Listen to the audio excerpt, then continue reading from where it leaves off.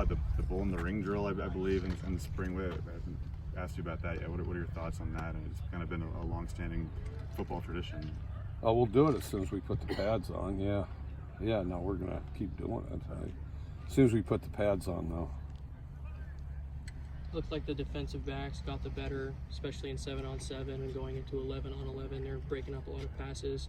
Do you think that was quarterbacks making bad reads or just good play all around? I thought it was good play all around. I thought we moved the ball pretty well. We got some explosives. I thought they were competitive the whole time. So I didn't see too many that were contested. I don't have the numbers, but we completed most of them. But some of them I thought we could have gone further with. I thought defense played better in scale. I thought offensively we moved the ball pretty good in team. I thought scored some and moved the ball up and down the field in team. What's it like being back in Lewiston? It's good. It's good to be back in Lewiston. This is a great time of preparation for our squad, and people get to know one another, and we get to do a lot of work without distractions, and appreciate where everybody started playing football, somewhere around junior high. Are you able to use this as a bonding opportunity as well? No question. We have the campus pretty much to ourselves, so I think that serves that in a big way. Do you have a favorite part about this trip? Really just the work. Just once you get about 3 days in, then stuff starts flowing. So I would say once you get things installed and you get in the routine, that's when it's the best. Gage's, you kind of saw Gage's ability to improvise there on a few plays. You kind of fielded a bad snap and still made a touchdown out of it. Is that the same thing you kind of saw when you were recruiting him and then saw last year and the first time you guys played him Eastern? Well, he made 2 plays on scramble drill. I thought that was good, and I think he's doing some good things out there. I thought all the quarterbacks been really competitive. Gordon said when he threw that pick, he was checking out of a play call that came from the coaches. I would presume you were the one that made the call. Do you mind too much at this point in the season, sort of, make the mistake now? I thought his check was fine. He shouldn't have forced the ball to the post. That was the biggest thing. And he had it initially.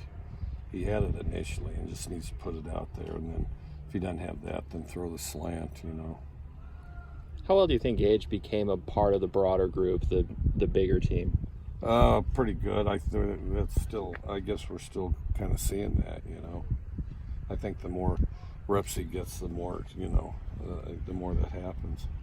Is this something you guys are looking at down the road, maybe more transfers at quarterback, whatever it might be, or do you guys want to sooner or later develop a younger guy into a 3-4 year type of role? We don't worry about how many years as much as who's the best one, so we're just going to look for the best one. If we have depth problems, we'll look outside. If we don't, then we're good there. So it just kind of depends. It depends what our depth's like.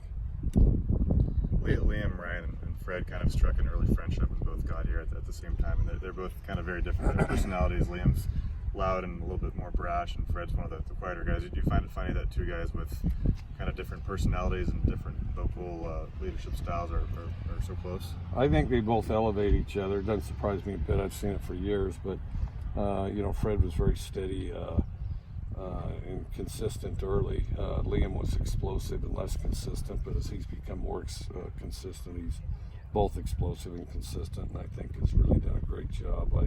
The difference between last year and the year before last with Liam was huge, and so then he had a really good year last year. And I know Fred will go down to stay with Liam and his family during breaks. Do you think it's helpful for the guys from American Samoa and other places to have a good friend who they can go and stay with rather? They obviously can't go back home for every break. Yeah, no question, but they also have a lot of extended family. That's one thing really impressive about that culture is, if you're from the island there, everybody embraces you. So, they always kind of have friends wherever they're at, and I've always thought that was really impressive with regard to the Samoans and the island guys. Is Gage the first time you've ever offered a scholarship to a player from FCS or a lower 4-year school? No, he's not. There's been several. Emmerich could probably give you a list. I just don't recall off the top. But No, there's been several, and some have been really good. It just depends. But yeah, no, throughout 20 years or so, there's been a lot. Kind of probably one every other year or something. Do you find the talent level at the lower levels of 4-year football is more viable for FBS schools? Do what? Could more FCS D2, D3 guys play FBS these days? It depends how they develop. In most cases, those guys that go from 1AA to 1A are guys that were later developers. They maybe out of high school they didn't get the attention, and then they developed as they started playing, or maybe sometimes it grows spurt, sometimes they just get faster, sometimes they're just overlooked. Have you recruited other guys from Saginaw, Michigan? Will Rogers is from there in the past, whether Tech or here. No, not that I'm aware of. If I have, I'm not aware of it. And if I have, it would have been a JC guy.